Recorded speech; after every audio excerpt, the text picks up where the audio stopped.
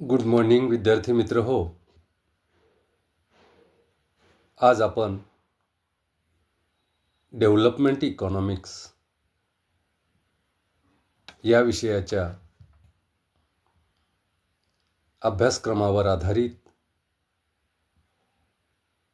काही महत्त्वपूर्ण बहुपर्यायी प्रश्नांचा अभ्यास करणार आहोत. बहुपर्यायी प्रश्नांचा सराव करणार आहोत. तर आजचा पहिला प्रश्न आपण घेऊया. द्विदल अर्थव्यवस्था, रिकामी जागा अर्थव्यवस्थेचे एक वैशिष्ट्य आहे. पहा, द्विदल अर्थव्यवस्था, रिकामी जागा अर्थव्यवस्थेचे एक वैशिष्ट्य आहे. म्हणजे या प्रश्नामध्ये आपल्याला द्विदल अर्थव्यवस्था किंवा त्याला आपण दुपाखी अर्थव्यवस्था असं म्हणतो. द्विदल अर्थव्यवस्था हे कोणत्या अर्थव्यवस्थेचे एक वैशिष्ट्य आहे, हा प्रश्न आहे. पर्याय दिलेले आहेत. अल्पविकसित, अपर्याय अल्पविकसित, ब पर्याय आहे विकसित, क पर्याय आहे अ व ब दोन्ही बरोबर, आणि ड पर्याय आहे अ व ब दोन्ही चूक. तर यापैकी योग्य पर्याय कोणता? द्विदल अर्थव्यवस्था हे रिकामी जागा अर्थव्यवस्थेचे वैशिष्ट्य आहे. आता द्विदल अर्थव्यवस्था म्हणजे काय आपण पाहिलं की अल्पविकसित देशामध्ये शहरी आणि ग्रामीण भाग हा मोठ्या प्रमाणावर असतो. शहरी भागामध्ये नागरिक त्या ठिकाणी सुशिक्षित असतात, साक्षर असतात, संघटित असतात, आणि ते शासनावर दबाव आणू शकतात. संघटित असल्यामुळं, सुशिक्षित असल्यामुळं ते शासनावर दबाव आणतात. आणि शहरी भागामध्ये शिक्षणाच्या सोयी, आरोग्याच्या सोयी, रस्ते, ह्या सर्व सोयी सुविधा ते उपलब्ध करण्यासाठी शासनावर दबाव आणतात. परिणामी शासन शहरी भागामध्ये आधारभूत संरचना, आधारभूत सोयी सुविधा मोठ्या प्रमाणावर उपलब्ध करून देते. आणि त्या मानाने ग्रामीण भागामध्ये अशिक्षित लोक राहतात, तसेच असंघटित लोक राहतात. आणि परिणामी हे मात्र शहरी भागातील लोकांसारखं शासनावर ग्रामीण भागामध्ये सोयी सुविधा निर्माण करून देण्यासाठी शासनावर दबाव आणू शकत नाहीत. आणि त्यामुळे शासन ग्रामीण भागामध्ये आधारभूत सोयी सुविधा निर्माण करून देण्यासाठी दुर्लक्ष करते किंवा शासनाचं दुर्लक्ष होते. त्यामुळे शहरी भागामध्ये आधारभूत संरचना, सोयी सुविधा निर्माण झाल्यामुळे शहरी भागाचा विकास होतो, आणि ग्रामीण भाग मात्र अविकसित राहतो. त्यामुळे त्या ठिकाणी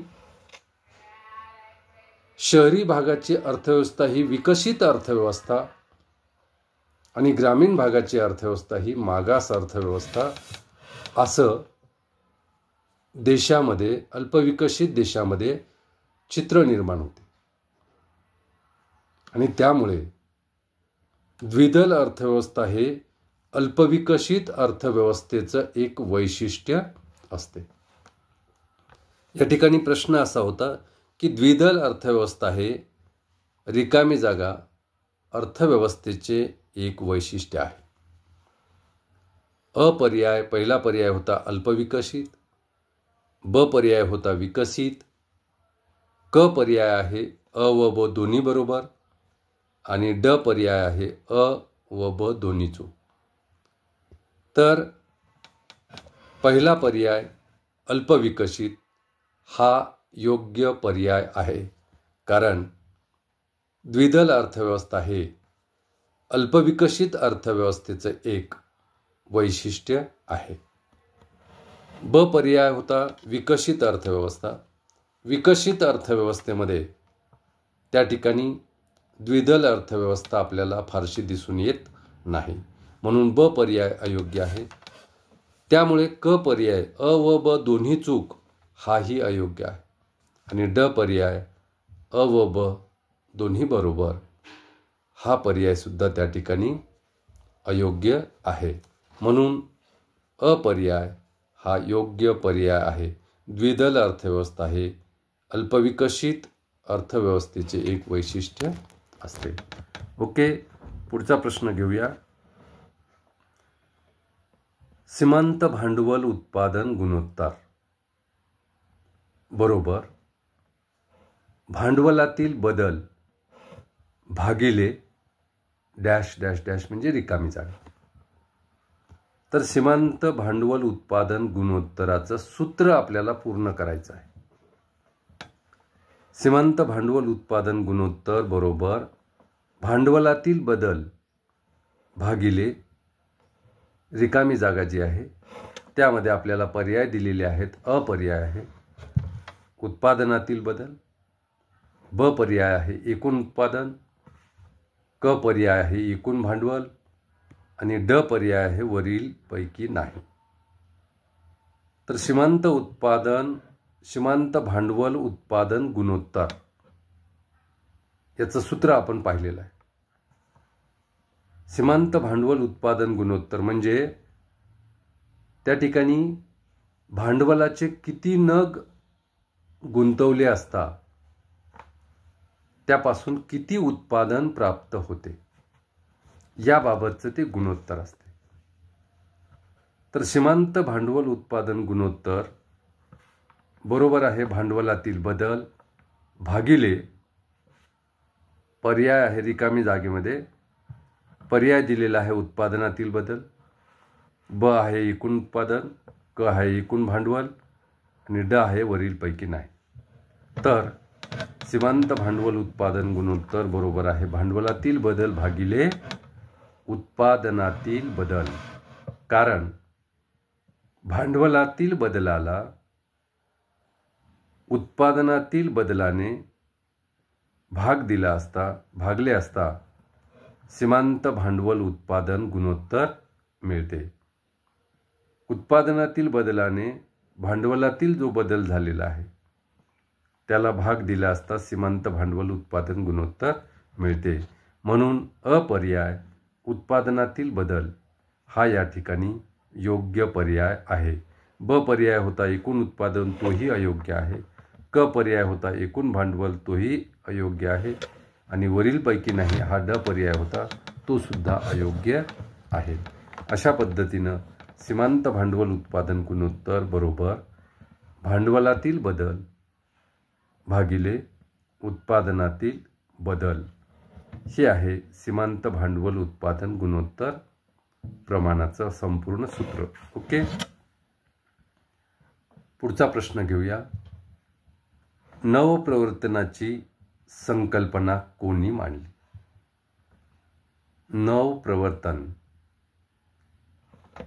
नवप्रवर्तनाची संकल्पना कोणत्या अर्थशास्त्रज्ञाने मांडली हा सरळ प्रश्न आहे. तर पहिला पर्याय दिलेला आहे शुम्पीटर, ब पर्याय आहे मेयर, क पर्याय आहे ऑर्थर लेविस आणि चौथा ड पर्याय आहे रॅग्नर नर्क्स. तर नवप्रवर्तनाची संकल्पना आपण पाहिलेली आहे. उद्योग किंवा व्यवसायामध्ये एखाद्या गोष्टीचा शोध लागल्यानंतर त्या गोष्टीचा वापर करून अधिक नफा मिळविला जातो आणि हळूहळू नंतर तो शोध सर्वच उत्पादकांना माहीत झाल्यानंतर त्या ठिकाणी सर्व उत्पादक त्याचा वापर करतात आणि त्यामुळे पुढे नफ्याचं प्रमाण हे कमी होत जाते. तर ही आपण नवप्रवर्तनाची संकल्पना पाहिलेली आहे.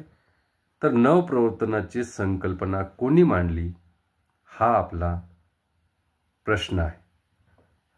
पहिला पर्याय दिलेला आहे शुम्पीटर, ब पर्याय आहे मेयर, क पर्याय ऑर्थर लेविस आणि ड पर्याय रॅग्नर नर्क्स. तर यापैकी कोणत्या अर्थशास्त्रज्ञाने नवप्रवर्तनाची संकल्पना मांडली ते आपल्याला ओळखायचं आहे. ड पर्याय आहे रॅग्नर नर्क्स. नर्क्स यांनी नवप्रवर्तनाची संकल्पना मांडली का? नाही, म्हणून ड पर्याय अयोग्य आहे. क पर्याय होता ऑर्थर लेविस. लेविस यांनी सुद्धा नवप्रवर्तनाची संकल्पना मांडलेली नाही, म्हणून क पर्याय सुद्धा अयोग्य पर्याय आहे. त्यानंतर ब पर्याय आहे मेयर. मेयर यांनी नवप्रवर्तनाची संकल्पना मांडली का? तर नाही, म्हणून ब पर्याय सुद्धा अयोग्य आहे. म्हणून आता एकच पर्याय राहिला तो योग्य असणार. नवप्रवर्तनाची संकल्पना कोणी मांडली? तर नवप्रवर्तनाची संकल्पना शुम्पीटर यांनी मांडलेली आहे. म्हणून या ठिकाणी पर्याय योग्य पर्याय आहे, कारण नवप्रवर्तनाची संकल्पना ही प्राध्यापक शुम्पीटर यांनी मांडलेली आहे. ओके, आता आपण पुढचा प्रश्न घेऊया. पर्याप्त लोकसंख्येचा सिद्धांत कोणी मांडला? पहा, हा प्रश्न सुद्धा अगदी सरळ आहे. पर्याप्त लोकसंख्येचा सिद्धांत कोणी मांडला? डेव्हलपमेंट इकॉनॉमिक्समध्ये आपण पर्याप्त लोकसंख्येचा सिद्धांत अभ्यासला. तर हा सिद्धांत कोणी मांडला? पर्याय आहे डॉक्टर कॅनन, पर्याय ब आहे माल्थस, पर्याय क आहे ॲडम स्मिथ आणि पर्याय ड आहे रॅग्नर नर्क्स. तर या 4 अर्थशास्त्रज्ञापैकी पर्याप्त लोकसंख्येचा सिद्धांत कोणी मांडला? ड पर्याय रॅग्नर नर्क्स यांनी त्या ठिकाणी पर्याप्त लोकसंख्येचा सिद्धांत मांडलेला नाही, म्हणून ड पर्याय अयोग्य. क पर्याय ॲडम स्मिथ हे अर्थशास्त्राचे जनक यांनी सुद्धा पर्याप्त लोकसंख्येचा सिद्धांत मांडलेला नाही, म्हणून क पर्याय सुद्धा अयोग्य. ब पर्याय आहे माल्थस. तर पर्याप्त लोकसंख्येचा सिद्धांत मांडला का माल्थस यांनी? तर नाही. माल्थस यांनी लोकसंख्येचा सिद्धांत मांडला. लोकसंख्या आणि अन्नधान्य यामधील वाढ कोणत्या तत्वानुसार होते? तर ते तत्व त्याबाबतचा सिद्धांत माल्थस यांनी मांडलेला आहे. म्हणजे लोकसंख्या वाढीचा आणि अन्नधान्य वाढीचा सिद्धांत माल्थस यांनी मांडलेला आहे. म्हणून पर्याप्त लोकसंख्येचा सिद्धांत माल्थस यांनी सुद्धा मांडलेला नाही. मग पर्याय राहिला डॉक्टर कॅनन. तर पर्याप्त लोकसंख्येचा सिद्धांत हा डॉक्टर कॅनन यांनी मांडलेला आहे. म्हणून पर्याय डॉक्टर कॅनन हा योग्य पर्याय आहे. तर विद्यार्थी मित्र हो, पहा, पर्याप्त लोकसंख्येचा सिद्धांत डॉक्टर कॅनन यांनी मांडलेला आहे.